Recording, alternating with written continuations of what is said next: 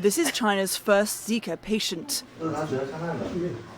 He was in Venezuela when he began to get a fever and feel dizzy.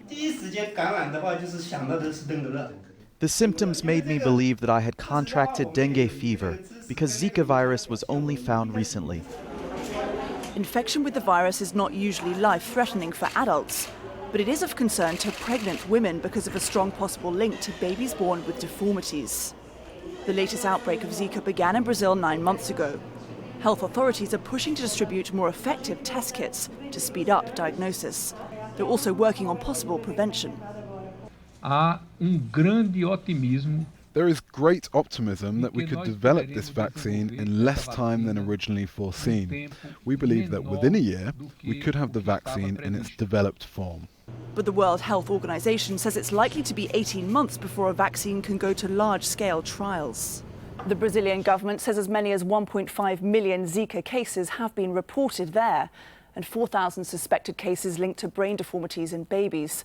The virus has been detected all over the Americas. In Venezuela, for example, at least 70 people have been hospitalized. There are also cases in the US in people who have traveled south, and at least one suspected case from sexual contact. As well as a case in China, at least 2 pregnant women have returned from Latin America to Australia with Zika. And there are 7,000 Zika cases recorded on the African island of Cape Verde, 100 of them in pregnant women. Doctors are closely monitoring them, but they've not yet seen any evidence of deformities in babies. He told me that it shouldn't be dangerous at this stage, but if I was closer to giving birth, it would be. Zika was first identified in Uganda in 1947, and people are worried about what would happen if this latest outbreak spread from Cape Verde to other parts of Africa.